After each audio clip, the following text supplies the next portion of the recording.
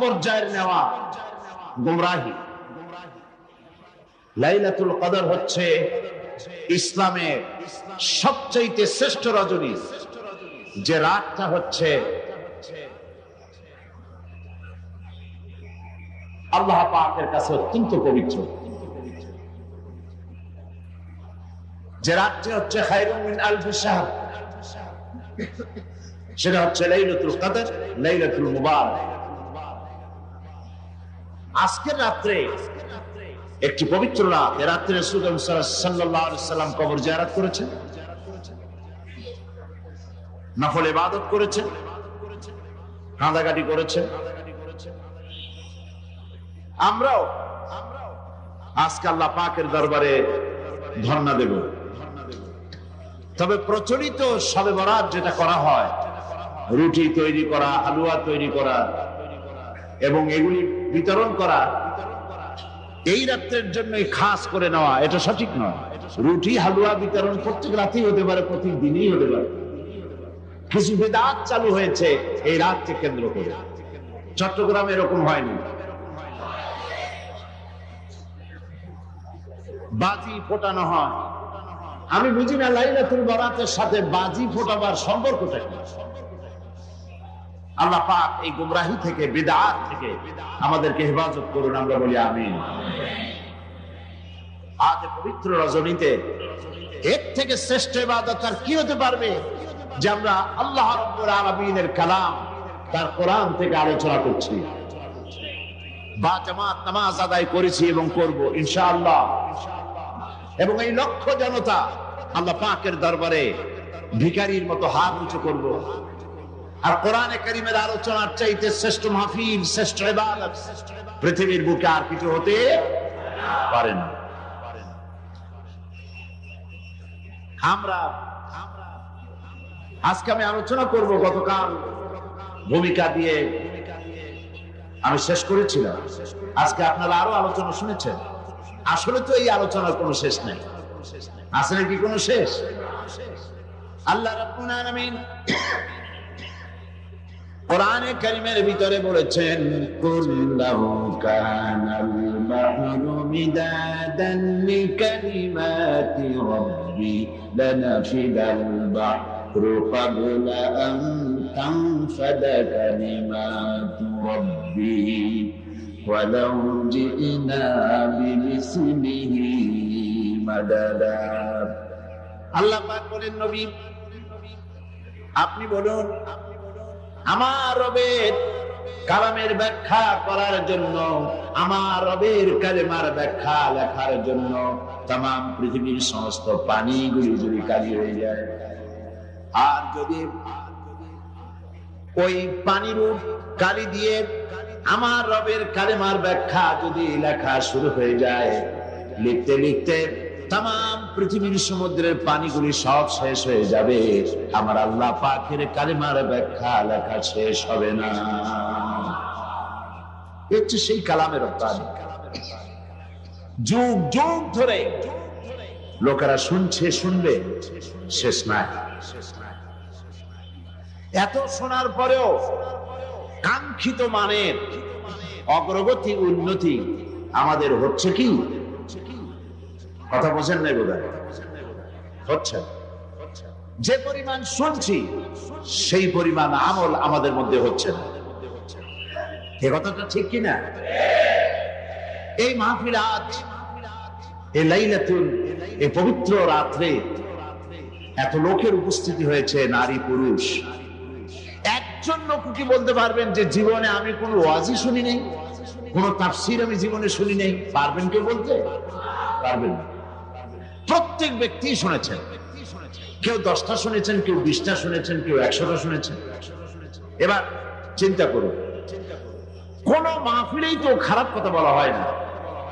হাক্কানি আলেম যারা, হাক্কানি উলামা, হাক্কানি পীর মাশায়েখ যারা, তারা সবসময় কোরআন হাদিস ভিত্তিক কথা বলেন। কোন মাহফিলে বলা হয় না যে চুরি করবেন অনেক সওয়াব পাবেন,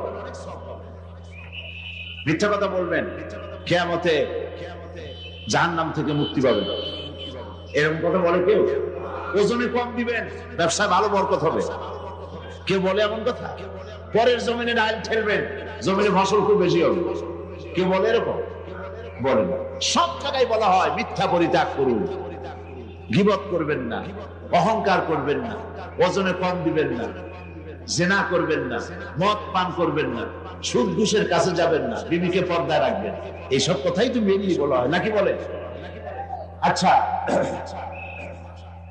জীবনে যদি কেউ 10টি মাহফিল শুনে থাকেন আর প্রত্যেকটি মাহফিল থেকে একটি করে ভালো কথা, কোরআন হাদিসের একটি করে কথা যদি আমরা জীবনে ধারণ করতাম, তাহলে 10টি ভালো কথা জীবনে ধারণ করা হতো, ঠিক কিনা? তাহলে আমাদের জীবনটা খারাপ হইতো না, আরো সুন্দর হইতো? তাহলে কি বোঝা যাচ্ছে? আমরা যা শুনি পরিপূর্ণভাবে আমল করি না। গলতটা কোথায়? মুসলমানের সংখ্যা তো এখন কম না। এই মুসলমান এক সময় সংখ্যায় খুবই কম ছিল। সেই কম সংখ্যক মুসলমানেরা 8খানা শুকনো রুটি, একটুখানি খেজুর, 1 গ্লাস অথবা আধা গ্লাস, 1 ঢোক পানি খেয়ে রোম, শাম, পারস্যকে পরাজিত করেছিল।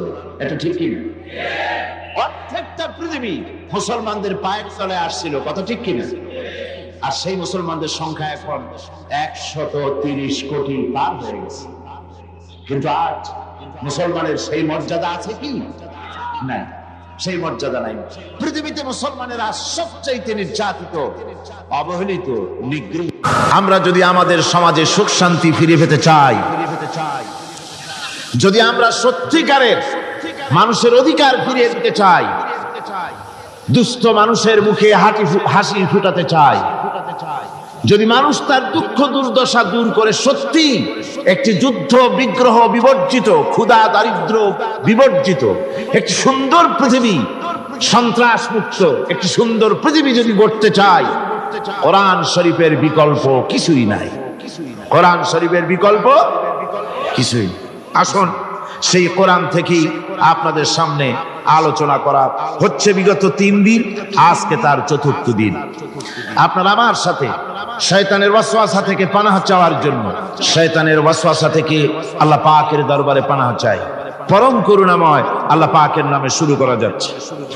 আর রহমানু আল্লামাল কুরআন খলাকাল ইনসানা আল্লামাহুল বায়ান الشمس والقمر بحسبان والنجم والشجر يسجدان والسماء رفعها ووضع الميزان ألا تطغوا في الميزان وأقيموا الوزن بالقسط ولا تخسروا الميزان والأرض وضعها للأنام فيها فاكهة والنخل ذات الأكمام والحب ذو العصف والريحان فبأي آلاء ربكما تكذبان صدق الله العظيم الرحمن علم القرآن الرحمن যিনি কোরআন শিক্ষা দিয়েছেন সুবহানাল্লাহ বিহামদিহি। আল্লাহ সুবহানাহু ওয়া তাআলা এই বিশ্ব মানবতার জন্য, সমস্ত সৃষ্টি জগতের জন্য যত দয়া করেছেন, যত করুণা করেছেন, যত রহম করেছেন, যত মেহেরবানি করেছেন, তার মধ্যে শ্রেষ্ঠ করুণা আর শ্রেষ্ঠ দয়া কোনটি? কোরআন শিক্ষা দেওয়া। কোনটি জোরে বলেন? কোরআন শিক্ষা দেওয়া আল্লাহ পাকের শ্রেষ্ঠ দয়া। তিনি মেহেরবানি করে আমাদেরকে কোরআন শিক্ষা দিয়েছেন, আমাদেরকে কোরআন দিয়েছেন। সুবহানাল্লাহ বিহামদিহি। এই কোরআনের কথা আমি আপনাদের সামনে গত 3 দিন আলোচনা করে এসেছি। প্রথম দিন বলেছি রহমান আল্লাহ পাকের দয়া সম্পর্কে। দ্বিতীয় দিন বললাম কোরআনে কারীমের পরিচিতি সম্পর্কে। তৃতীয় দিন বললাম যে কোরআন আল্লাহ শিক্ষা দিয়েছেন সেই কোরআনের মর্যাদা, বৈশিষ্ট্য এবং নাজিলের উদ্দেশ্য। আজকে বলবো কোরআনে কারীমের দাওয়াত।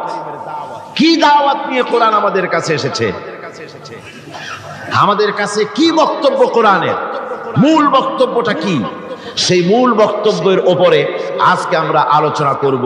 ওয়ামা তাওফীকি ইল্লা বিল্লাহ সুবহানাকা লা ইলমা লানা ইল্লা মা আল্লামতানা। আল্লাহ পাকের কাছে তৌফিক চাই, তিনি যেন মেহেরবানি করে কোরআনে কারীমের দাওয়াত মানুষের সামনে পেশ করার মতো যোগ্যতা আমাদেরকে দেন এবং শোনার মতো, বোঝার মতো, আমল করার মতো তৌফিক আল্লাহ পাক যেন আমাদেরকে দান করেন। সবাই বলুন আমিন। কোরআনে কারীমের দাওয়াত হচ্ছে তাওহীদ প্রতিষ্ঠা করা। কোরআনের মূল দাওয়াত তাওহীদ প্রতিষ্ঠা করা, শিরক বর্জন করা এবং জীবনের সকল ক্ষেত্রে আল্লাহর গোলামি করা। এই তিনটি দাওয়াত। কটি দাওয়াত হলো? তিনটি। প্রথম হচ্ছে তাওহীদ প্রতিষ্ঠা করা, 2 নম্বরে শিরক বর্জন করা, 3 নম্বরে জীবনের সকল ক্ষেত্রে গোলামি হবে কার? আল্লাহ পাকের। একটি ইমারত, একটি বিল্ডিং নির্মাণ করতে হলে সর্বপ্রথম তার ভিত্তিকে দৃঢ়ভাবে গঠন করতে হবে, তার ফাউন্ডেশনকে মজবুত করতে হবে। ফাউন্ডেশন যদি দুর্বল হয় তার উপরে সুদৃঢ় ইমারত দাঁড়াতে পারে না। আপনি মনে করেন একটা বিল্ডিং বানাবেন, মাল্টি স্টোর বিল্ডিং, একটি বহুতল বিশিষ্ট একটা দালান বানাবেন।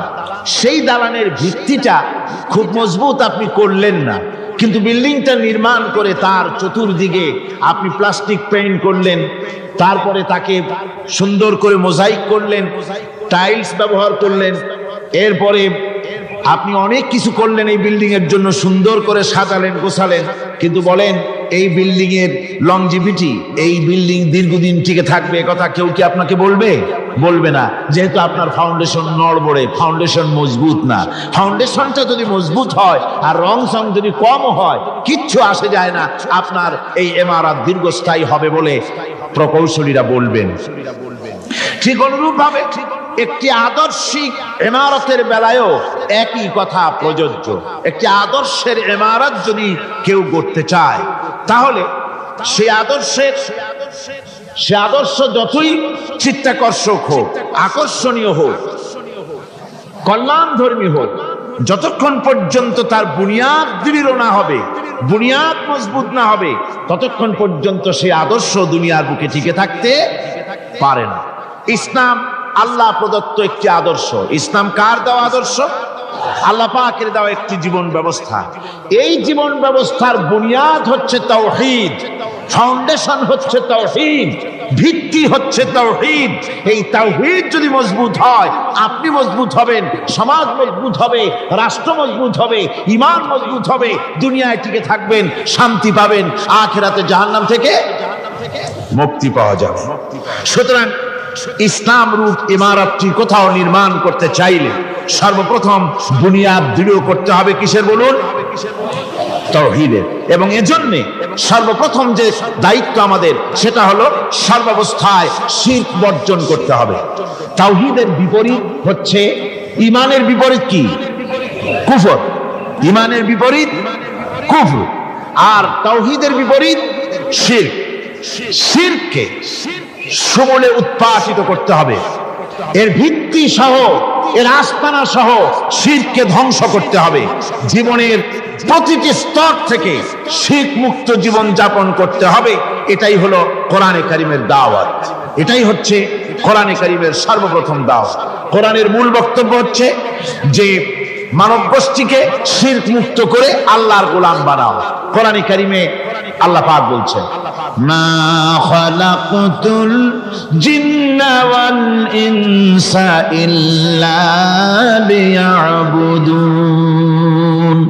আমি মানব আর জিন জাতিকে সৃষ্টি করেছি শুধু আমার ইবাদতের জন্য।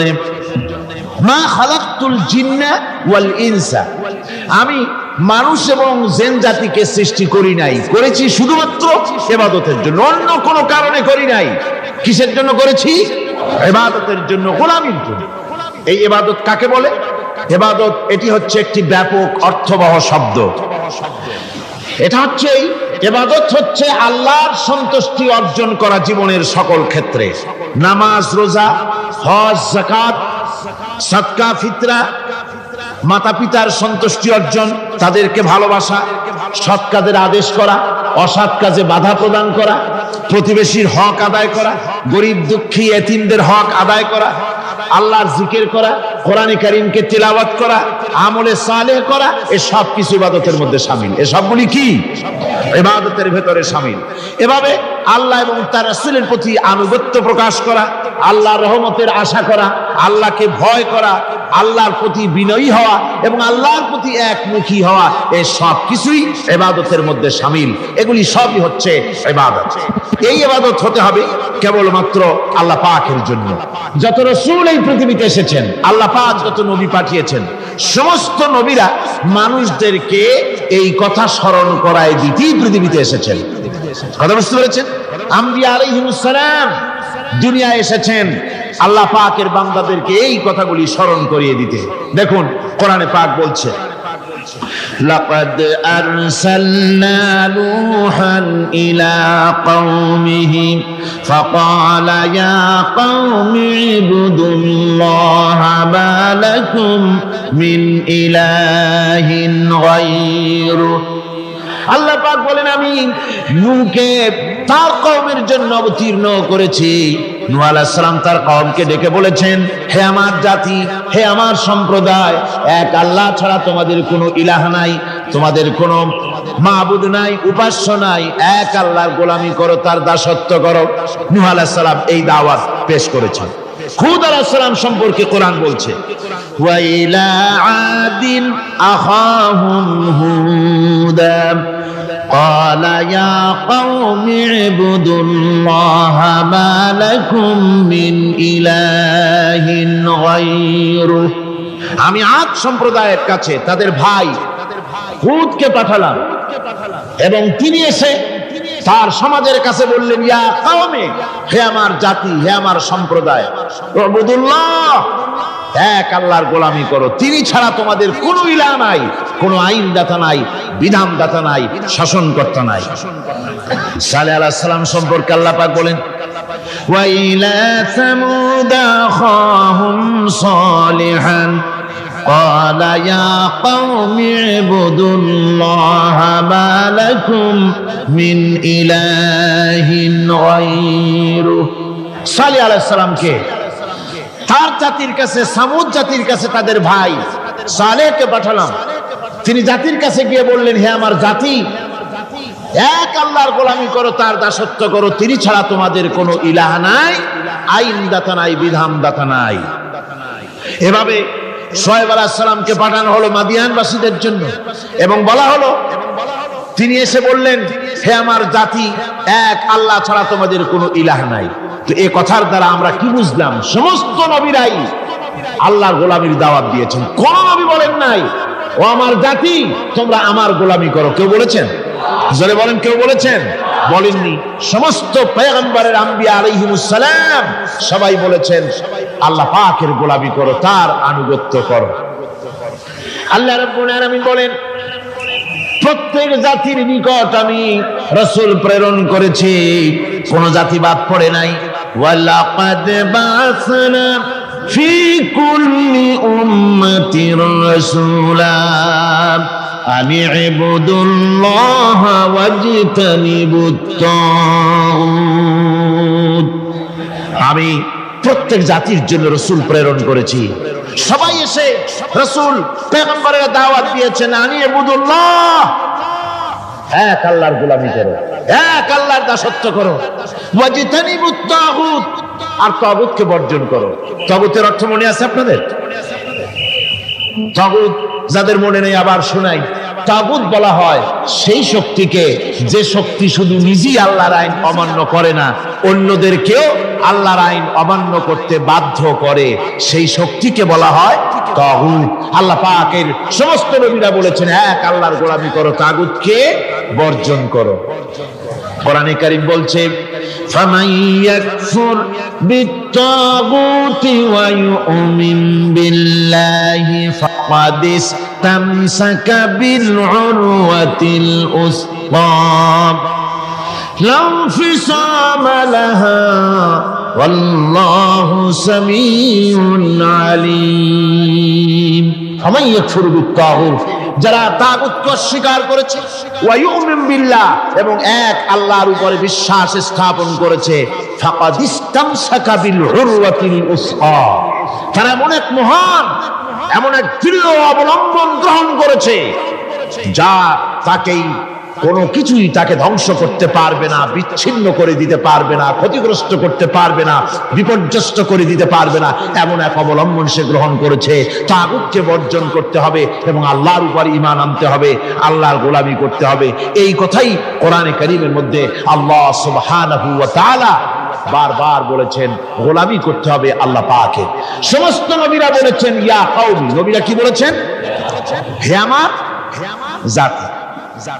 এই দাওয়াত যখন আমাদের নবী দিলেন, বিশ্ব নবী যখন এই দাওয়াত দিলেন, আল্লাহ রাব্বুল আলামিন তার মুখ থেকে এই দাওয়াত যখন পেশ করালেন, তখন তিনি দাওয়াতটা এভাবে দিলেন, ইয়া কওমি বললেন না। হুজুর কি ইয়া কওমি বলেছেন? কখনো বলেন না ইয়া কওমি। আল্লাহ হুজুরের মুখ দিয়ে কথা বের করার নাই, যেহেতু হুজুর তো আঞ্চলিক নবী নন, হুজুর তো গোত্রভিত্তিক নবী নন, রাসূল করিম সাল্লাল্লাহু আলাইহি ওয়াসাল্লাম কোন ভাষাভিত্তিক নবী নন। রাসূল কি নবী? চিল্লায় কোন না। আল্লাহ পাক কোরআনে কারীমের মধ্যে বলেছেন, কুল ইয়া আইয়ুহান নাসু ইন্নী রাসূলুল্লাহি ইলাইকুম জামিআ। হে নবী আপনি বলুন, ও মানব সকল, ও পৃথিবীর মানব সকল, আমি আল্লাহর পক্ষ থেকে তোমাদের সকলের জন্য আমি নবী হয়ে এসেছি। সকলের জন্য আমি রাসূল। যেহেতু বিশ্ব নবী, সেহেতু তার মুখ থেকে আল্লাহ পাক ইয়া কওমি বের করেন নাই, ও আমার জাতি, তা না। আল্লাহ পাক তার মুখ থেকে ইবাদতের দাওয়াতটা এভাবে তিনি পেশ করালেন, ইয়া আইয়ুহান নাসু উবুদু রাব্বাকুমুল্লাযী খালাকাকুম ওয়াল্লাযীনা মিন ক্বাবলিকুম লাআল্লাকুম তাত্তাকুন। হে মানব সকল, হুজুরের মুখ থেকে আল্লাহ বের করছেন কি? হে মানব সকল, আইয়ুহান নাস, বিশ্বের সর্বকালের সকল যুগের মানুষকে ডাকা হচ্ছে, পৃথিবীর মানব মণ্ডলীকে ডেকে বলা হচ্ছে, আইয়ুহান নাস, হে মানব সকল, উবুদু রাব্বাকুমুল্লাযী খালাকাকুম, ইবাদত করো, গোলামি করো, দাসত্ব করো সেই রবের যে রব তোমাদেরকে সৃষ্টি করেছেন এবং তোমাদের পূর্বপুরুষদেরও যিনি সৃষ্টি করেছেন, তার ইবাদত করো, তার গোলামি করো। আমার বন্ধুগণ, এই কথাই আল্লাহ রাব্বুল আলামিন কোরআনে কারীমের বহু জায়গায় ইবাদতের কথা আমাদের শোনায়েছেন। ওয়া কাদা রাব্বুকা আল্লা তা'বুদু ইল্লা ইয়াহু, তোমার রবের পক্ষ থেকে কথা চূড়ান্ত হয়েছে, এ ফয়সালা হয়ে গিয়েছে, সিদ্ধান্ত হয়ে গিয়েছে যে একমাত্র ইবাদত করতে হবে আল্লাহ পাকের। ইবাদত করতে হবে কার? আল্লাহ পাকের। এই ইবাদতের অর্থটা কি? এই ইবাদতের মানে কি? মানে হচ্ছে জীবনের সব জায়গায় গোলামিটা হবে কার? আল্লাহর গোলামি হবে, আল্লাহর আনুগত্য হবে, অর্থাৎ আল্লাহর হুকুম মাফিক জীবন চালাতে হবে। সেই ইবাদত আমরা মনে করেছি নামাজ হচ্ছে ইবাদত, রোজা হচ্ছে ইবাদত, যাকাত হচ্ছে ইবাদত, সদকা ফিতরা ইত্যাদি হতেছে ইবাদত, এগুলিকে ইবাদত মনে করেছি। কিন্তু মনে রাখতে হবে, শুধু নামাজ, রোজা, হজ, যাকাত ইবাদত নয়, জীবনের মুসলমানদের সব কাজগুলি ইবাদতের মধ্যে হতে হবে, অর্থাৎ আল্লাহর হুকুম অনুযায়ী কাজ করলে তার নাম হবে ইবাদত। ব্যবসা করবেন, হুকুম মানবেন কার? জোরে কোন কার? জমিন চাষ করবেন, হুকুম মানবেন কার? আইন আদালত চালাবেন, কোর্ট কাছারি করবেন, আইন মানবেন কার? রাজনীতি করবেন, আইন মানবেন কার? সমাজনীতি চালাবেন, আইন মানবেন কার? জীবনের সব ক্ষেত্রে তার আইন মানতে হবে। আমরা এগুলিকে ইবাদত মনে করি না। আমাদের দেশের লোকেরা, এক শ্রেণীর লোকেরা এটাকে ইবাদত মনে করে না, ইবাদত মনে করে শুধুমাত্র নামাজ। আচ্ছা, নামাজ যদি শুধুমাত্র ইবাদত হয় তাহলে তার অর্থ কি দাঁড়াবে? তার অর্থ দাঁড়াবে এই যে 24 ঘন্টার ভিতরে নামাজ পড়তে সময় লাগে কতক্ষণ? কত? 5 ওয়াক্ত নামাজ পড়তে, উযু করে পবিত্র হয়ে জায়নামাজ বিছায়া 5 ওয়াক্ত নামাজ পড়তে খুব বেশি 1 ঘন্টাই লাগুক। জি, 1 ঘন্টা 100 ঘন্টা। তাহলে কি হলো? অর্থ এই হবে 24 ঘন্টার ভিতরে আপনি 1 ঘন্টা 100 ঘন্টার জন্য আল্লাহর গোলাম, বাকি 22.5 ঘন্টা 23 ঘন্টার জন্য শয়তানের গোলাম হতে রাজি আছেন কেউ? রোজা যদি শুধুমাত্র ইবাদতের নাম হয় তাহলে তার অর্থ দাঁড়াবে 12 মাসের ভিতরে 1 মাসের জন্য আপনি আল্লাহর গোলাম, আর 11 মাস শয়তানের গোলাম। কে কে হবেন হাত তুলে দেখান তো। বোঝে নাই সেজন্য হাত উঁচু করছে। বাকি 11 মাসের জন্য শয়তানের গোলাম হতে কেউ রাজি আছেন? তাহলে বোঝা যাচ্ছে নামাজ রোজাই শুধুমাত্র ইবাদত নয়। যেমন মানুষের হাত, এটার নাম কি? এটার নাম কি? এটার নাম কি? এক একটা অঙ্গের এক একটা নাম, চোখ, নাক, মুখ, হাত, পা, এক একটার এক একটা নাম। তাহলে মানুষটা কই? সবটা মিলে মানুষ, সবটা মিলে কি হলো? মানুষ হলো। অনুরূপ ভাবে নামাজ শুধু ইবাদত নয়, রোজা শুধু ইবাদত নয়, এগুলি হচ্ছে ইবাদতের অঙ্গ, ইবাদতের পার্ট। নামাজ, রোজা, হজ, যাকাত, সাদকা, ফিতরা, ভালোবাসা, মানুষের প্রতি ভালোবাসা, পরের উপকার করা, মা বাপকে মহব্বত করা, শ্রদ্ধা করা, ভালো কাজের আদেশ করা, অসৎ কাজের নিষেধ করা, এই সমস্ত কাজগুলো মিলিয়ে হচ্ছে ইবাদত। কথা বুঝতে পেরেছেন? এই অর্থে নামাজ পড়াও ইবাদত, নামাজ না পড়াও ইবাদত, রোজা রাখাও ইবাদত, রোজা না রাখাও। মনের মধ্যে চিন্তায় পড়ে গেছেন হয়তো এখন যে নামাজ পড়া তো ইবাদত বুঝলাম, না পড়া ইবাদত, এ আবার কোন ফতোয়া দিলেন? রোজা রাখা ইবাদত আবার না রাখা ইবাদত, এটা কেমন কথা বললেন? চিন্তা আসতে পারে। হ্যাঁ, কথা ঠিকই, নামাজ পড়া ইবাদত, না পড়াও ইবাদত। সর্বক্ষণ আপনি নামাজ পড়েন জায়েজ আছে, কিন্তু 24 ঘন্টার ভিতরে 3টা সময় নামাজ পড়া হারাম। কোন কোন সময়? ঠিক সূর্য উদয় হওয়ার সময়, ঠিক সূর্য মাথার উপরে থাকার সময়, আর ঠিক অস্তগামী হওয়ার সময়। এই 3 সময় নামাজ পড়া সম্পূর্ণ নিষিদ্ধ। এই 3 সময় নামাজ না পড়াটাই ইবাদত। আল্লাহর হুকুম মানতেছেন, নিষেধ করা হয়েছে নামাজ পড়ো না, পড়বেন না। আবার রোজা রাখা, সারা বছর রোজা রাখেন, সওয়াব হবে, কিন্তু বছরের 2 ঈদের 5 দিন রোজা রাখাকে হারাম করা হয়েছে। এই সময় রোজা না রাখাটাই। তাহলে কি বোঝা গেল? বোঝা গেল এই জীবনের সমস্ত কাজগুলি আল্লাহর হুকুম মাফিক হওয়ার নামই। আপনি ব্যবসা করতে যাবেন, ওজনে যদি কম না দেন, খাদ্যে যদি ভেজাল না দেন, আর আপনি যদি সততাপূর্ণ ব্যবসা করেন, যতক্ষণ ব্যবসার ওই দোকানে বসা থাকবেন, ফ্যাক্টরিতে বসা থাকবেন, ততক্ষণ পর্যন্ত আপনার ইবাদত হবে। আপনি চাকরি করবেন, আপনি যে কোনো কাজ করেন না কেন, আল্লাহর হুকুম মাফিক যদি হয় ইবাদত হয়ে যাবে। এই জন্য আল্লাহ রাব্বুল আলামিন ইবাদত করার জন্যই মানুষকে তৈরি করেছেন। মানুষের কাজ হলো আল্লাহর গোলামি করা, আল্লাহর হুকুম পালন করা। এই হুকুম পালন করতে গিয়ে আল্লাহ পাক হুকুম পালনের জন্য বলছেন, ওয়া'বুদুল্লাহা ওয়া লা তুশরিকু বিহি শাইআ। ওয়া'বুদুল্লাহ, আল্লাহর ইবাদত করো, আল্লাহর গোলামি করো, আর তার সাথে কোনো শরীক স্থাপন করো না। পৃথিবীর মধ্যে আমরা তো সুখ শান্তি চাই, দুনিয়ার 2 মুঠো খেতে চাই, 2 মুঠো যদি খেতে চাই, পড়তে চাই, পৃথিবীর মধ্যে যদি শান্তিতে থাকতে চাই, তাহলে ইবাদত করা লাগবে। ইবাদত করলেই খাবার পাওয়া যাবে। ইবাদত করলে কি পাওয়া যাবে? খাবার পাওয়া যাবে। আল্লাহ রাব্বুল আলামিন কোরআনে কারীমের মধ্যে বলেছেন, ফালিয়াবুদু রাব্ব হাযাল বাইত আল্লাযী আত'আমাহুম মিন জু'ইন ওয়া আমানাহুম মিন খাউফ। কুরাইশদেরকে বলছেন, ও কুরাইশরা, এই ঘরের মালিকের ইবাদত করো। কোন ঘর? কাবা ঘর। এই কাবা ঘরের মালিক কে? আল্লাহ। এই ঘরের মালিকের ইবাদত করো। কি হবে তাহলে? এই ঘরের মালিকের ইবাদত যদি করো, দাসত্ব যদি করো, আনুগত্য যদি করো, তার গোলামি যদি করো, তাহলে কি হবে? আল্লাযী আত'আমাহুম মিন জু', তিনি তোমাদের ক্ষুধার সময় খেতে দিবেন। সুবহানাল্লাহ। ক্ষুধার সময় খাবার পাবে।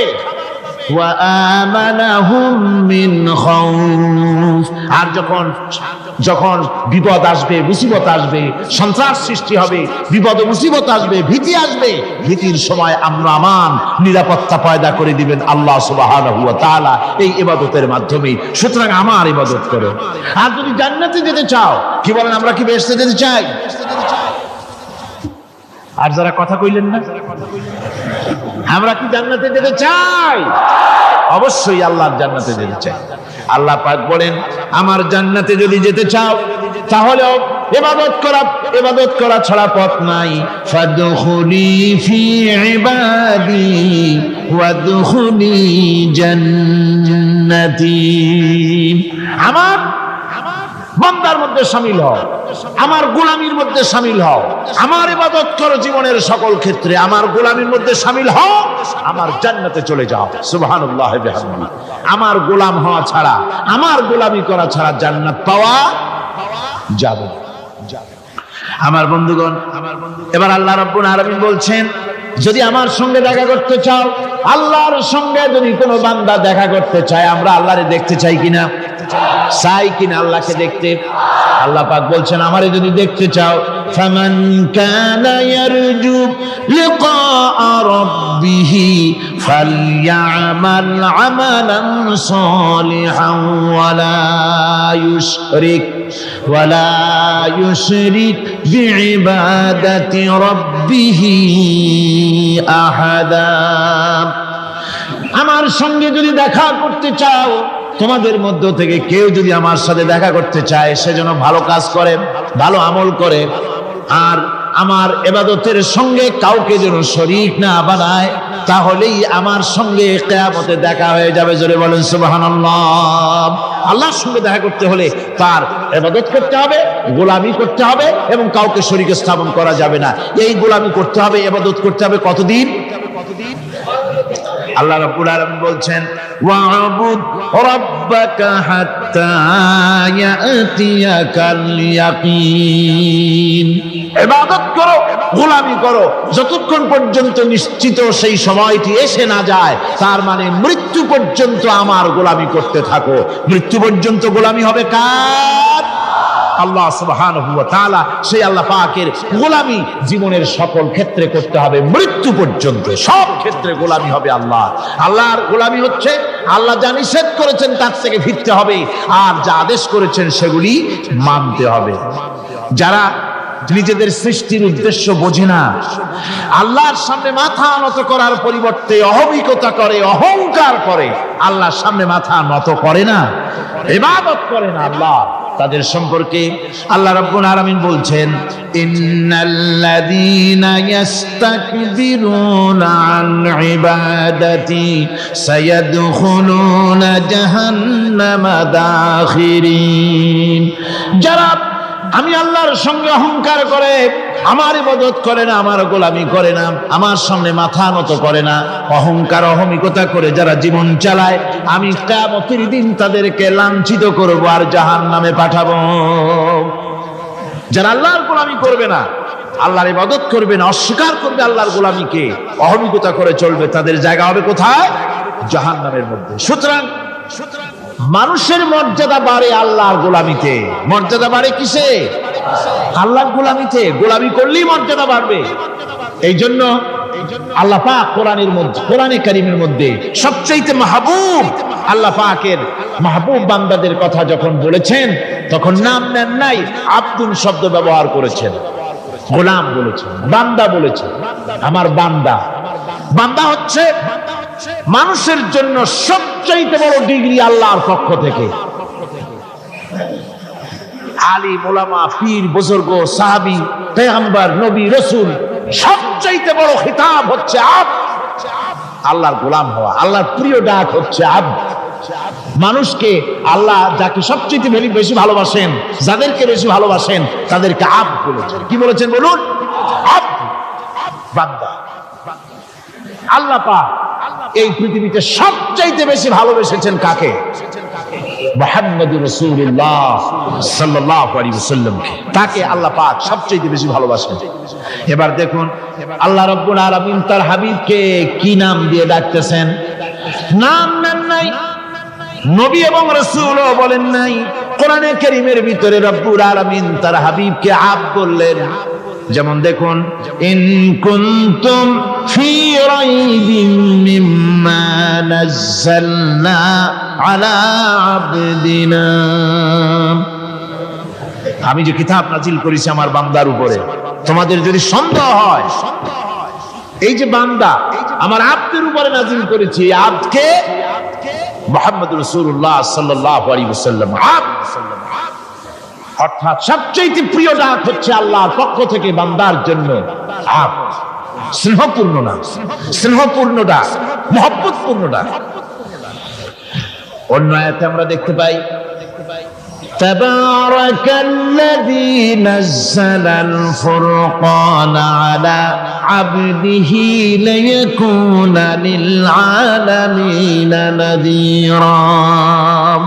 অতীব বরকতপূর্ণ সেই মহান সত্তা যিনি তার বান্দার উপরে ফুরকান নাযিল করেছেন। হুজুরের নাম নেন নাই, রাসূল বলেন নাই, বলেছেন আব্দ। কি বলেছেন? আব্দ, আমার বান্দা। এরপরে আল্লাহ রাব্বুল আলামিন অন্য আয়াতে বলেছেন, সুবহানাল্লাযী আসরা বিআবদিহি লাইলাম মিনাল মাসজিদিল হারামি ইলাল মাসজিদিল আকসা। সমস্ত দুর্বলতা অক্ষমতা থেকে মুক্ত সেই মহান সত্তা যিনি তার বান্দাকে রাতের একটি অংশে ইসরা করিয়েছিলেন। এখানে আব বলে আল্লাহ পাক বুঝিয়েছেন কার কথা? কার কথা বুঝালেন? রাসূল করিম সাল্লাল্লাহু আলাইহি ওয়াসাল্লামের কথা, তার কথাই বুঝালেন। তিনি হচ্ছেন আব। সুতরাং আবদিয়ত, গোলামি, আল্লাহর গোলামি হলো জীবনের সবচাইতে বড় কথা। আল্লাহর গোলাম হওয়ার চাইতে বড় আর কিছু নাই পৃথিবীতে। আমরা হচ্ছি আল্লাহর গোলাম। জোরে বলেন আমরা কি? আমরা যে গোলাম, সে কথা বলতে মনে হয় কারো কারো একটু লজ্জা লাগে যে আমি চৌধুরী মানুষ বা অমুক একটা লোক, অমুক একজন সম্মানী লোক, গোলাম আমি, এটা বলা কি লজ্জার কথা। এরকম একটু মনে মনে কোনো অসুবিধা কারো হয় নাকি? জোরে কোন তো আমরা কি? কার গোলাম? সুবহানাল্লাহ বিহামদিহি, আল্লাহর গোলাম। আমরা এমন মহান সত্তার গোলাম, মহান সত্তার বান্দা যার সমকক্ষ এই পৃথিবীতে কেউ নাই, আকাশেও কেউ নেই। প্রচন্ড ক্ষমতার মালিক এমন এক মহান সত্তার গোলাম আমরা। সুতরাং গোলামিটা করতে হবে সব ক্ষেত্রে। গোলামিটা হচ্ছে না আমাদের গোলামি হচ্ছে না। আমাদের জমিনে আমরা জমিন চাষ করি, আল্লাহর গোলামি সেখানে করি না। জমিন চাষ করতে গিয়ে, লাঙ্গল দিয়ে চাষ করতে গিয়ে পরের জমিনের আইল ঠেলে না, এমন এলাকা খুব কম আছে। অবশ্য চট্টগ্রামের কথা ভিন্ন, এখানে ঠেলাঠেলি করে না, এখানেও করে। তো কেমন গোলাম হলাম? জমিনে চাষ করতেছি, পরের জমিনের আইল ঠেলতেছি, যা নিষেধ করা হয়েছে আমরা সেটা করতেছি। আল্লাহ নিষেধ করছেন সুদ খেও না, আমরা সে সুদের মধ্যে যাচ্ছি। আল্লাহ নিষেধ করেছেন জুয়া খেলতে, সেই জুয়া খেলা হচ্ছে। মদ খেতে নিষেধ করেছেন, সেই মদ খাওয়া হচ্ছে। অর্থাৎ যা যা নিষেধ করা হয়েছে সমাজের মধ্যে সেগুলি বেশি করে চলতেছে, ঠিক কিনা? তাহলে কি বান্দা হতে পারলাম? বান্দা হতে পারি নাই, গোলাম হতে পারি নাই। গোলাম হতে হবে আল্লাহ পাকের। কি হতে হবে জোরে কোন? গোলাম হতে হবে জীবনের সকল ক্ষেত্রে। আল্লাহর হক বান্দার উপরে কি, আর বান্দার উপরে আল্লাহর হক কি, এ ব্যাপারে একটি হাদিস এসেছে।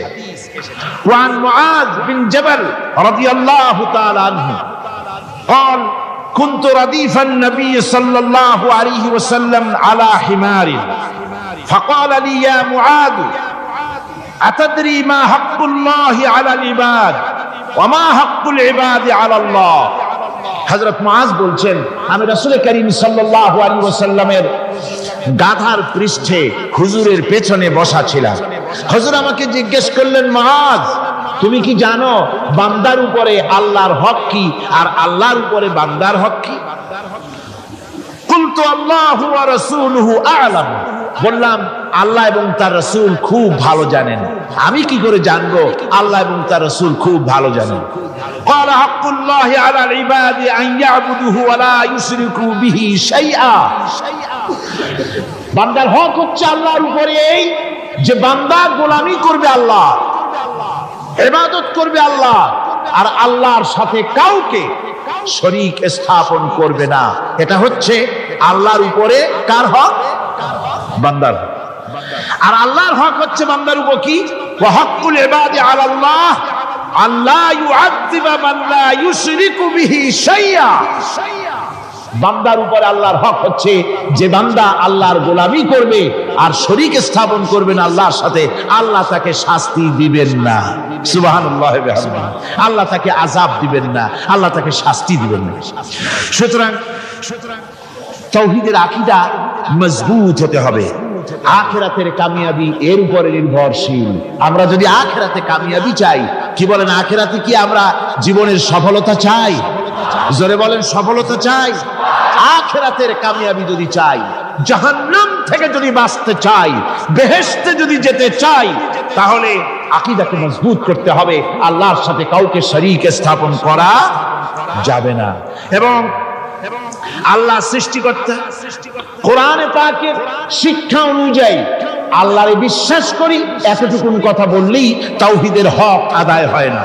তাওহীদের হক হচ্ছে আল্লাহ পাককে সৃষ্টিকর্তা, পালনকর্তা, বিধানদাতা, রিজিক দাতা, কল্যাণ দাতা সবকিছু হিসাবে মানতে হবে। কাকে? আল্লাহ পাককে। জোরে সোরে বলুন, কাকে মানতে হবে? সমস্ত ক্ষমতা হচ্ছে আল্লাহ। সমস্ত ক্ষমতা কার? আল্লাহর নাম নিতে শরম করে নাকি? তাহলে জোরে সোরে কোন সমস্ত ক্ষমতা কার? আল্লাহ রাব্বুল আলামিনের এত বড় ক্ষমতা।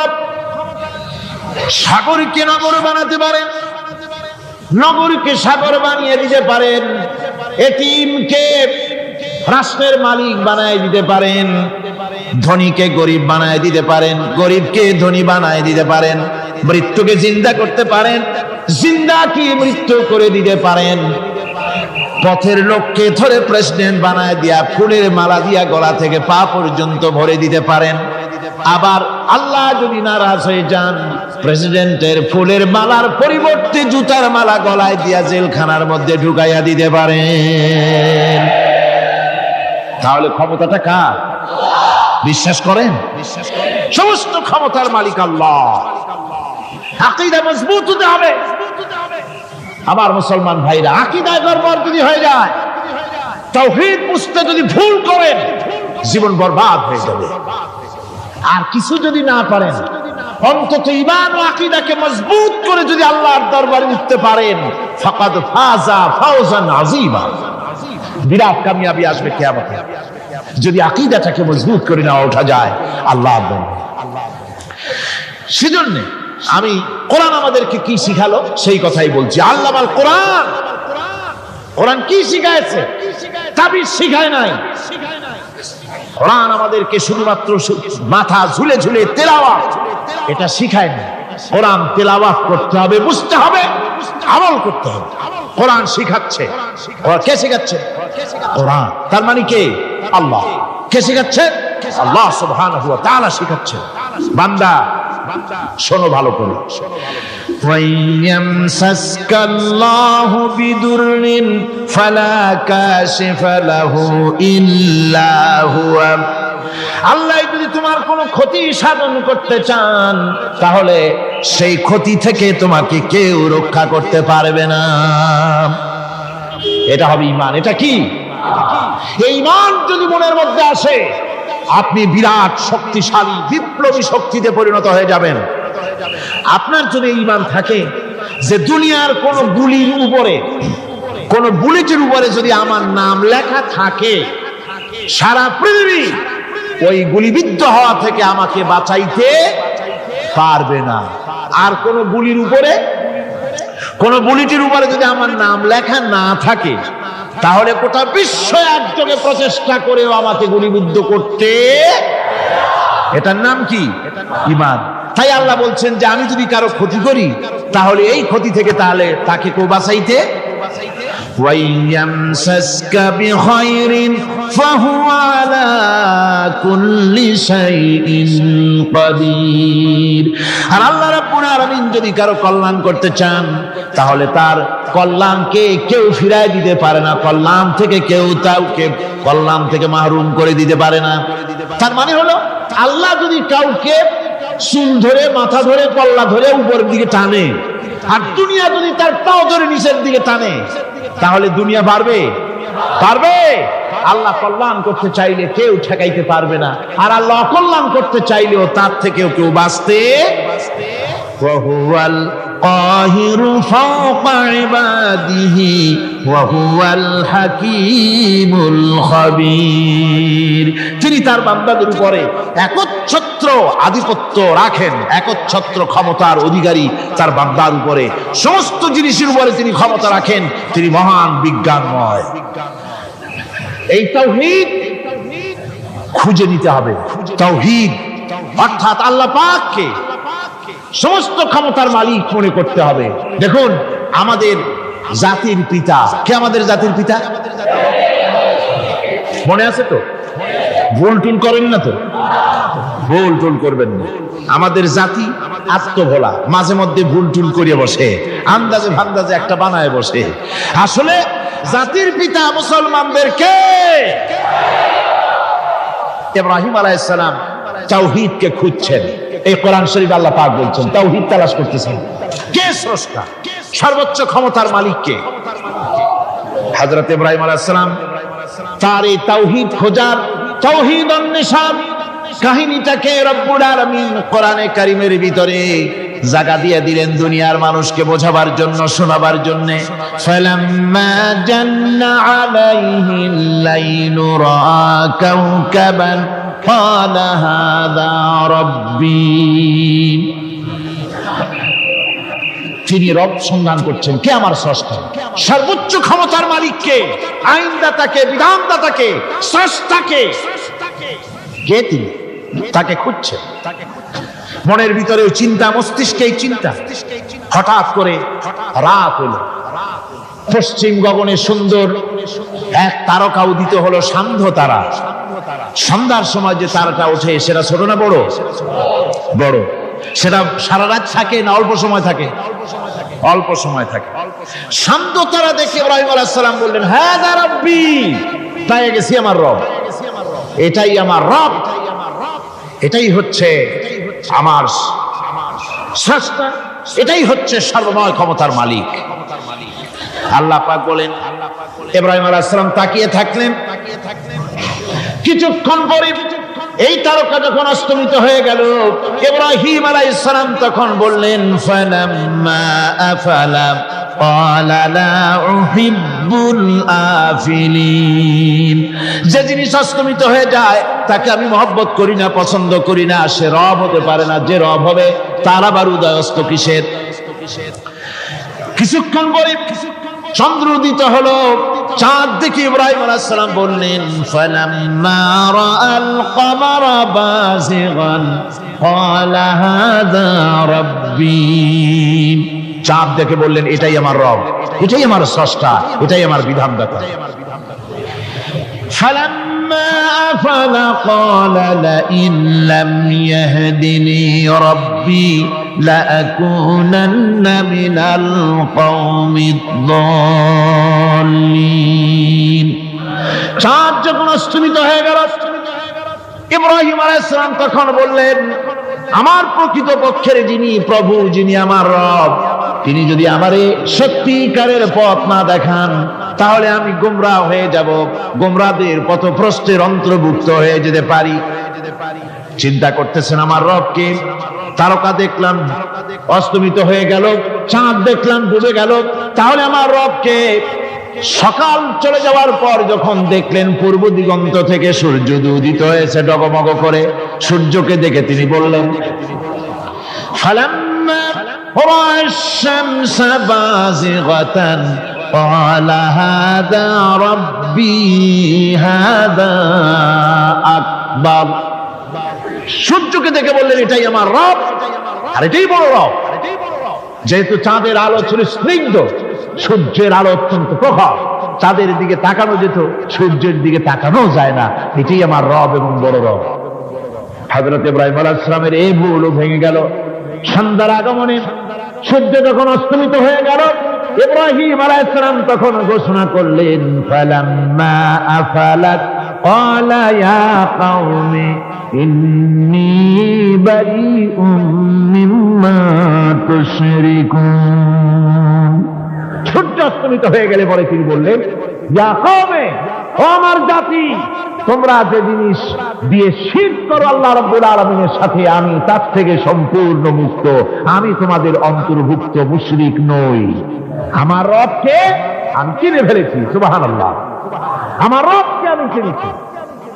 ইব্রাহিম আলাইহিস সালাম ঘোষণা করলেন, ইন্নী ওয়াজ্জাহতু ওয়াজহিয়া লিল্লাযী ফাতারাস সামাওয়াতি ওয়াল আরদা হানিফা।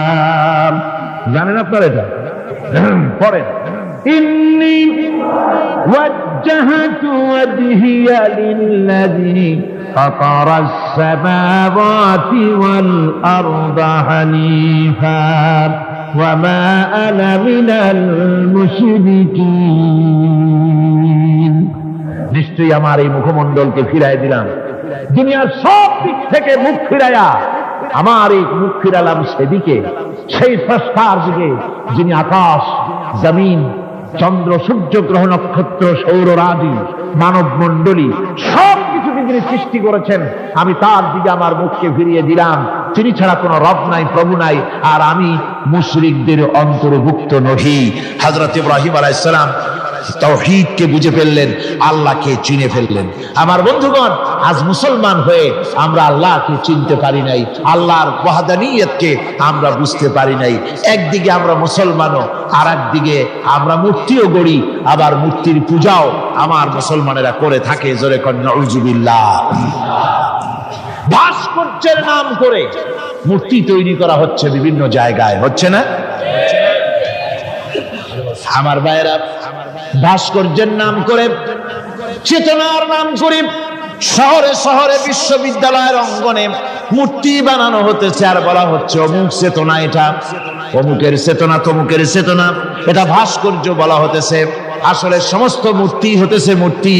এই মূর্তিগুলি বিনাশ করার জন্যই আল্লাহর নবী এসেছিলেন। হুজুরকে প্রশ্ন করা হয়েছে, লিমা বয়স্তা, কেন প্রেরিত হয়েছেন, দুনিয়ায় কেন এসেছেন? নবী বলেছেন, বয়স্তু লিকাসরিল আসনাম, এসেছি পৃথিবীর বুকে মূর্তি বিনাশ করার জন্য। জোরে বলেন সুবহানাল্লাহ। মূর্তি ধ্বংস করার জন্য এসেছি। আল্লামা ইকবাল, বিশ্বকবি, কবি সম্রাট আল্লামা ইকবাল বলছেন, বুত সেকন উঠে গে বাকি জু রহে বুতগর হ্যাঁ, বুত সেকন উঠ গে বাকি জু রহে বুতगर है, था बिराहिम पिदर और पिसर आजर है। বুত সেকন উঠ গে, যারা প্রতিমা ভাঙতে এসেছিল পৃথিবীতে, তারা বিদায় হয়ে গিয়েছেন। আজকে যারা বেঁচে আছে, তারা ইসলামের নামে, মুসলমানের নামে প্রতিমা তৈরি করছে, মূর্তি তৈরি করছে।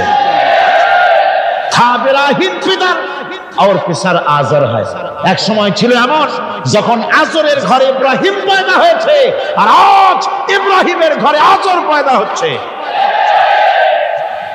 বন্ধুগণ, আল্লাহর ইবাদত পরিপূর্ণভাবে আল্লাহর জন্যই হতে হবে।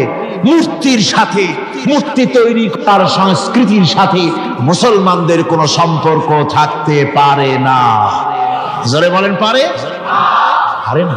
বিশ্ববিদ্যালয়ের অঙ্গনে, রাস্তার মোড়ে মোড়ে চেতনার নাম করে মূর্তি যারা বানাচ্ছেন গায়ের জোরে, আল্লাহর কসম, আল্লাহর দরবারে উঠতে হবে একদিন, সেদিন মজা টের পাবে।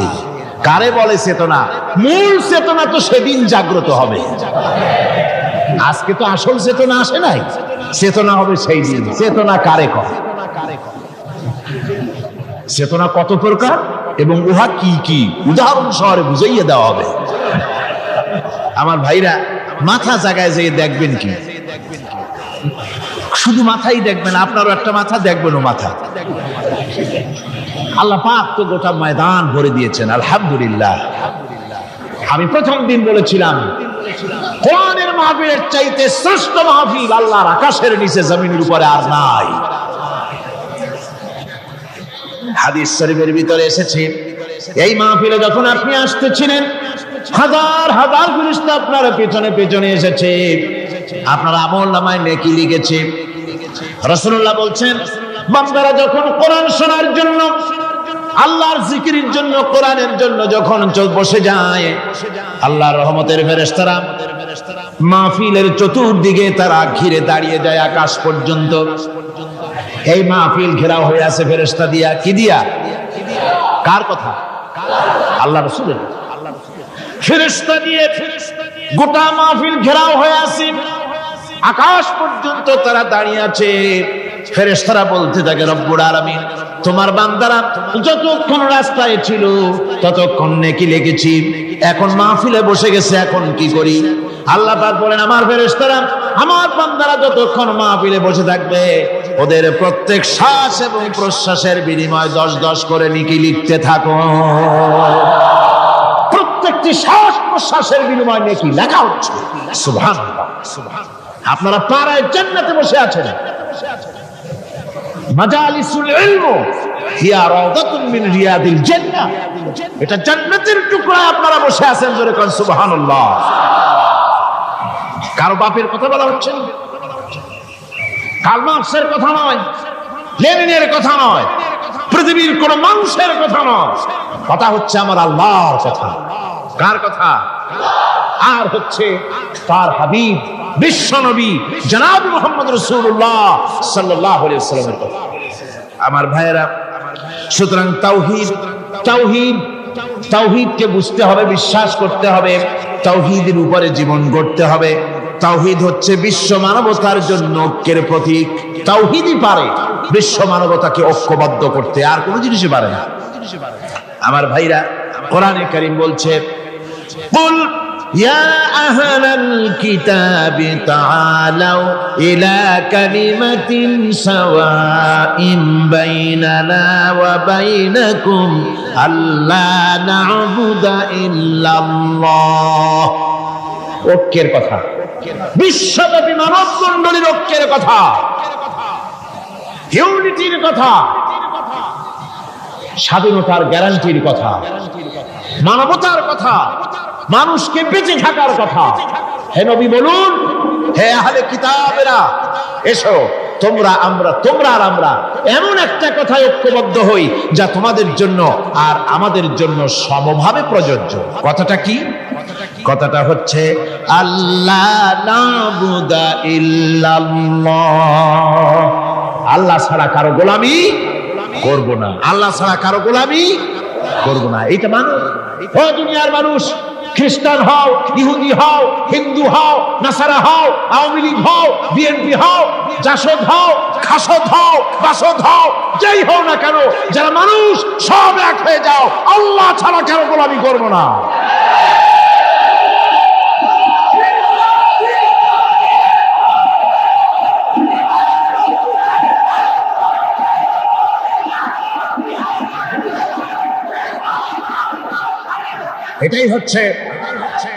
এটাই হচ্ছে আল্লাহ পাকের পক্ষ থেকে গোটা বিশ্ব মানবতার ঐক্যের বাণী, বিশ্ব মানবতার ঐক্যের কথা। আল্লাহ না'বুদা ইল্লাল্লাহ, আল্লাহ ছাড়া কারো গোলামি করব না। এই কথা মানতে কারো অসুবিধা আছে? তিনি স্রষ্টা সুবহানাহু ওয়া তাআলা। তিনি বলছেন, পৃথিবীর মানুষেরা তোমাদের সৃষ্টি করেছি আমি, সুতরাং ঘোষণা করো আল্লাহ ছাড়া কারো গোলামি করব না, সকলের জন্য। কি সুন্দর কথা, সাওয়াইন বাইনানা ওয়া বাইনাকুম, তোমাদের জন্য আর আমাদের জন্য সমান। তোমরাও আল্লাহরে মানো, আমরাও আল্লাহরে মানি, সুতরাং আল্লাহর গোলামি করতে অসুবিধা কোথায়? ওয়ালা নুশরিকা বিহি শাইআ, আর আল্লাহর সাথে কারো শরীক স্থাপন করো না। ওয়ালা ইয়াত্তাখিযা বা'দুনা বা'দান আরবাবাম মিন দুনিল্লাহ, আর আল্লাহ ছাড়া কাউকে রব বলে মেনে নেব না, সুপার পাওয়ার বলে মেনে নেব না, আইনদাতা বিধানদাতা হিসেবে মেনে নেব না। এই কথা যদি জগৎবাসী স্বীকার করত, আপনার স্বীকার করলে পরে ইউএনও লাগবে না, ইউনাইটেড নেশনস অর্গানাইজেশন লাগবে না, সেন্টো লাগবে না, সিয়াটো লাগবে না, আসিয়ান লাগবে না, সার্ক লাগবে না, কিচ্ছু লাগবে না। এই তিনটা কথা মানলেই সারে দুনিয়াবাসী। কয়টা কথা? আজকে শান্তি হয়ে গেছে পৃথিবীর মানুষের কাছে। সোনার হরিণ, সোনার হরিণ আছে নাকি? নাই। সোনার হরিণ যেমন ঘোড়ার ডিম, ঘোড়ার ডিম বোঝেন তো, নামে আছে কাজে নাই। সোনার হরিণ ওই রকম শান্তি আজকে পৃথিবীর মানুষের কাছে সোনার হরিণ। শান্তির জন্য কত চেষ্টা করলো পৃথিবীর মানুষ, লিগ অফ নেশনস তৈরি হলো, ইউনাইটেড নেশনস অর্গানাইজেশন তৈরি হলো, সেন্টো সিয়াটো আসিয়ান সার্ক, কত কিছু হলো। 7টা দেশ মিলে সার্ক তৈরি করলো। শান্তির জ্বালায় আমরা অস্থির নাকি আমার বন্ধুগণ? সুতরাং আজকে 3টে কথায় পৃথিবীর শান্তি ফিরে আসতে পারে। কয়টা কথা?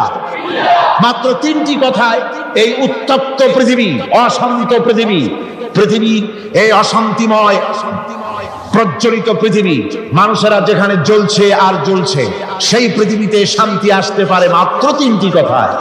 আল্লাহ না'বুদা ইল্লাল্লাহ, আল্লাহ ছাড়া কারো গোলামি করব না, আর আল্লাহর সাথে কাউকে শরীক স্থাপন করব না, আল্লাহ ছাড়া কারো প্রভুত্ব মানব না। 3টা কথায় পৃথিবীতে আবার শান্তি ফিরে আসতে পারে।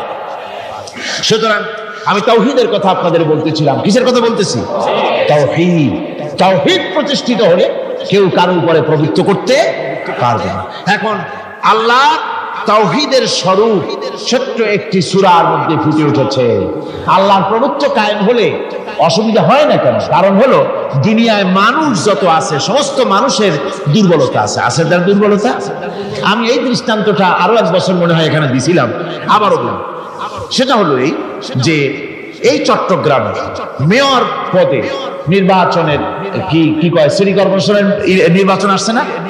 মেয়র পদে অনেকে দাঁড়াইছে, দাঁড়ায়া সব নির্বাচনী ওয়াদা করছেন। কেউ বলছে চট্টগ্রামকে সোনা দিয়ে মুড়ে দেব, কেউ বলছে চিটাগং শহরকে আপনাদের লোট্টা ফিশার কেনা লাগবে না, বাড়ি বাড়ি পৌঁছায় দেবো, শুটকি মাছ খাওয়াই দেবো খুব ভালো করিয়া, রাস্তাঘাটের অভাব হবে না, আনন্দের চোটে, ফুর্তির চোটে, আরামের চোটে শুধু শীতেও মরবেন।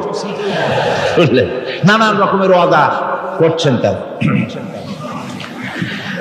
এই নির্বাচনী ওয়াদা করা হচ্ছে। আজ একজন মেয়রকে যদি দায়িত্ব দেওয়া হয় যে চট্টগ্রামে 6 বছরের যত বাচ্চা আছে, এই বাচ্চাদের মধ্যে কমলা লেবু বিতরণ করতে দায়িত্ব দিলাম আপনাকে, আপনি একজন মেয়র পদ প্রার্থী, 40 ট্রাক কমলা সিলেট থেকে আনা হয়েছে, সব বাচ্চাদেরকে, 6 বছরের বাচ্চাদেরকে একটা একটা করে দিবেন। এই কমলা বিতরণ করতে গিয়ে যদি দিতে যখন তিনি দেখবেন যে ওনার নিজের ছেলে সামনে এসেছে, বোনের ছেলে সামনে এসেছে, ভাইয়ের ছেলে সামনে এসেছে, তখন অন্যের চাইতে নিজের ছেলেকে, বোনের ছেলেকে 2টা কমলা বেশি দিতে ইচ্ছে করবে না? করবে কিনা? সামান্য কমলা বিতরণ করতে গিয়ে যদি বোনের ছেলেকে, নিজের ছেলেকে বেশি দিতে ইচ্ছে করে, সেই মানুষের হাতে দেশের আইন তৈরি করার, সংবিধান তৈরি করার দায়িত্ব পৃথিবীতে কোথাও দেওয়া যেতে পারে না। এই জন্যই নিরঙ্কুশ, তার কোন সন্তান কাউকে জন্ম দেন নাই, তাকেও কেউ জন্ম দেয়নি। আকাশ এবং জমিনে তার সমকক্ষ কেউ নাই। তিনি কারো মুখাপেক্ষী নন, তিনি কাউকে জন্ম দেন নাই, তাকেও কেউ জন্ম দেয়নি। আকাশ আর জমিনে তার সমকক্ষ কেউ নেই। সুতরাং ওই আল্লাহ সুবহানাহু ওয়া তাআলা, তাকে মানতে হবে, তার কথাই শুনতে হবে, তার গোলামি করতে হবে। তাহলেই শান্তি আসবে, আল্লাহর মেহেরবানি আসবে জীবনের সকল ক্ষেত্রে। আল্লাহ মাত্র এক, তার ক্ষমতা গুণাবলীতে কোনো অংশীদার নাই। আল্লাহ কয়জন? আল্লাহ কয়জন? এক আল্লাহ, অদ্বিতীয়, তার কোনো শরীক নেই, তার কোনো অংশীদার নেই। কোরআনে কারীম আল্লাহ রাব্বুল আলামিন বলছেন, وجعلوا لله شركاء الجن وخلقهم وخرقوا له بنين وبنات بغير علم একই কথা জানা সত্ত্বেও আল্লাহর সাথে শরীক বানায়ো না, আল্লাহর সাথে কাউকে অংশীদার বানায়ো না। তার কোনো ছেলে নাই, মেয়ে নাই, অথচ তিনি সবাইকে সৃষ্টি করেছেন। সুবহানাহু ওয়া তাআলা আম্মা ইয়াসিফুন। পবিত্রতা সেই আল্লাহ পাকের, এবং তিনি তার সম্পর্কে যে চিন্তা করে লোকেরা যা কিছু বলে, এর থেকে আল্লাহ পাক ঊর্ধ্বে। আল্লাহ সন্তান স্থাপন করে তারা বলে যে আল্লাহর ছেলে আছে। নাউযুবিল্লাহ। কোরআন শরীফে আল্লাহ পাক বলেছেন খ্রিস্টানের আল্লাহর ছেলে বানাইছে। ওয়াকালাতিন নাসারাল মাসীহ ইবনুল্লাহ। খ্রিস্টানেরা বলেছে মসিহ হচ্ছে আল্লাহর পুত্র। নাউযুবিল্লাহ। আবার ইহুদিরা তারা বসে থাকলো না, ইহুদিরা বলল ওয়াকালাতিল ইয়াহুদু উযাইরুন ইবনুল্লাহ। ইহুদিরা বলল উযাইর হচ্ছে আল্লাহর পুত্র। নাউযুবিল্লাহ। আবার আরেক শ্রেণীর লোক হলো, তারা বলল পৃথিবীতে যত মেয়ে আছে সমস্ত মেয়েগুলি হলো ফেরেশতাগুলি, সব মেয়ে, আর মেয়েগুলি সব আল্লাহ। নাউযুবিল্লাহ মিন যালিক। আল্লাহ রাব্বুল আলামিন প্রতিবাদ করলেন আলাকুমুয যাকারু ওয়া লাহুল উনসা তিলকা ইযান কিসমাতুন বিজা। কে তোমরা সমস্ত পুত্র সন্তানগুলি নিজের জন্য নিয়ে নিলে, আর কন্যা সন্তানগুলি দিলে আমাকে, কেমন করে ভাগ করলে এটা? আল্লাহ পাকের কোনো সন্তান নাই, আল্লাহ রাব্বুল আলামিনের কোনো সন্তান নাই, স্ত্রী নাই, পুত্র নাই, কেউ নাই। আল্লাহ পাক বলেন বাদিউস সামাওয়াতি ওয়াল আরদ। আসমান এবং জমিনের উদ্ভাবক হচ্ছেন তিনি। আন্না ইয়াকুনু লাহু ওয়ালাদুন ওয়া লাম তাকুন লাহু সাহিবা। তিনি তো, তার সন্তান হবে কি করে? তার তো জীবন সঙ্গিনী নাই, তার তো স্ত্রী নাই। আল্লাহ বলছেন আমার তো স্ত্রী নাই, অথচ তোমরা আমার সন্তান বানাচ্ছ। অথচ আমি সবকিছুকে সৃষ্টি করেছি। সবকিছুর স্রষ্টা কে? যালিকুমুল্লাহু রাব্বুকুম লা ইলাহা ইল্লা হুয়া খালিকু কুল্লি শাইইন ফা'বুদুহু ওয়া হুয়া আলা কুল্লি শাইইন কাদির। যালিকুমুল্লাহু রাব্বুকুম। তিনি, এই হচ্ছে তোমাদের আল্লাহ, তিনি তোমাদের রব, তিনি ছাড়া কেউ নাই। সব কিছুর স্রষ্টা তিনি, তারই ইবাদত করো। সব জিনিসের উপরে একমাত্র তিনি ক্ষমতা রাখেন, তার চাইতে ক্ষমতাশীল, ক্ষমতাধারী, শক্তিশালী পৃথিবীতে আর কেউ হতে পারে না। আমার বন্ধুগণ, আল্লাহ রাব্বুল আলামিনের শক্তি, তার ক্ষমতার কথা আল্লাহ পাক আরেকটি আয়াতের মধ্যে বলেছেন, যে আয়াতটা নামাজের পরে আমরা পড়ি। কি আয়াত কোন তো? বলতে পারবেন? প্রত্যেক নামাজের পরে পড়ি আয়াতুল কুরসি। আয়াতুল কুরসি এমন একটা আয়াত, এই আয়াতটি সম্পর্কে রাসূল কারীম সাল্লাল্লাহু আলাইহি ওয়াসাল্লাম বলেছেন, ফরজ নামাজের পরে, প্রত্যেক ফরজ নামাজের পরে যে ব্যক্তি আয়াতুল কুরসি পড়বে, আল্লাহ রাব্বুল আলামিন কিয়ামতের দিন আল্লাহর তার প্রতি দায়িত্ব হবে একটাই, যে আল্লাহ পাক ওই ব্যক্তিকে জান্নাত দিয়ে দিবেন। সুবহানাল্লাহ। কেন? এই আয়াতের মধ্যে কি আছে? এই আয়াতে আছে আল্লাহ পাকের তাওহীদের কথা স্পষ্ট করে বলা হয়েছে। আল্লাহু লা ইলাহা ইল্লা হুয়াল হাইয়ুল কাইয়্যুম। পড়েন সবাই, আল্লাহু লা ইলাহা ইল্লা হুয়াল হাইয়ুল কাইয়্যুম। আল্লাহ তিনি, যিনি ছাড়া কোনো ইলাহ নাই, তিনি সদা জাগ্রত, তিনি চিরঞ্জীব। লা তাখুযুহু সিনাতুন ওয়ালা নাওম। আল্লাহ ঘুমায়, আল্লাহ তন্দ্রা যান, আল্লাহ জিমায়, আল্লাহর জিমানি নাই, আল্লাহর তন্ত্র নাই, আল্লাহ ঘুমান না। সুবহানাল্লাহ ওয়া বিহামদিহি। অহরহ তার সামনে রয়েছে গোটা পৃথিবী, গোটা আকাশ জমিন, সমস্ত সৃষ্টি জগৎ তার সামনে। তিনি ঘুমান না, তার কোনো তন্ত্র নাই, তার কোনো নিদ্রা নাই। আল্লাহ কোথায় আছে? আল্লাহ কোথায়? এটি আকীদার প্রশ্ন, এটি আকীদার প্রশ্ন। আপনাকে বুঝতে হবে, জানতে হবে আল্লাহ কোথায়। আল্লাহ পাক হচ্ছেন আলাল আরশি ইস্তাওয়া। আল্লাহ পাক আরশে আজিমে সদা সর্বত্র বিরাজিত। এ কথার অর্থ কি? এটার অর্থ হলো আল্লাহ পাকের ইলম মুহাইয়া করে রেখেছে গোটা সৃষ্টি জগৎকে, তার ইলমের ভিতরে রয়েছে সব। কথা বুঝতে পেরেছে? যদি বলেন আল্লাহ সব জায়গায় আছে, তাহলে তো পানির মধ্যে, বাথরুমের মধ্যে, ঘরের মধ্যে, সব জায়গায় আল্লাহ পাককে থাকতে হয়। যে সব জায়গা অবাঞ্ছনীয়, অবান্তর জায়গা, সেসব জায়গায় আল্লাহকে থাকতে হয়। মূল কথা হচ্ছে আল্লাহ সব জায়গায় আছেন, তার অর্থ আল্লাহ পাক আরশের উপরে আছেন। আরশ ইস্তাওয়া, তিনি সর্বত্র বিরাজমান। এ কথার অর্থ হলো আল্লাহর ইলমে, আল্লাহর জ্ঞানের মধ্যে, আল্লাহর নজরের সামনে, আল্লাহর চোখের সামনে গোটা সৃষ্টি জগৎ রয়েছে। সুবহানাল্লাহ ওয়া বিহামদিহি। সুতরাং তার ঘুম নাই, তার নিদ্রা নাই, তার তন্দ্রা নাই। তাই বলে মাঝে মধ্যে খুব ক্লান্ত হন নাকি?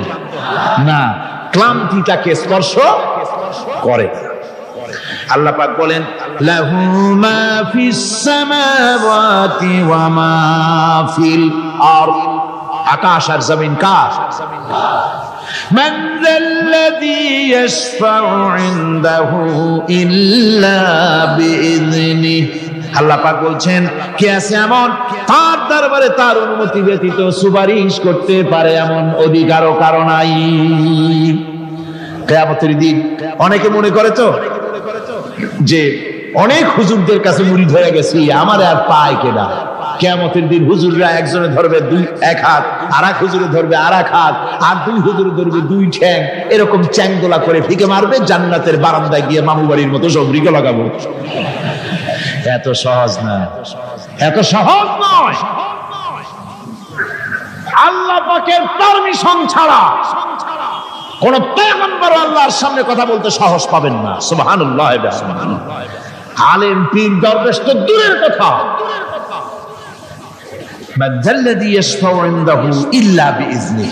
আল্লাহর পারমিশন ছাড়া কেউ কথা বলার সাহস পাবে না কিয়ামতের দিন আল্লাহর দরবারে। সুতরাং অন্যের উপরে নির্ভর করবেন না। যত বড় পীর হোক, অন্যের উপরে নির্ভর করবেন না, নির্ভর করবেন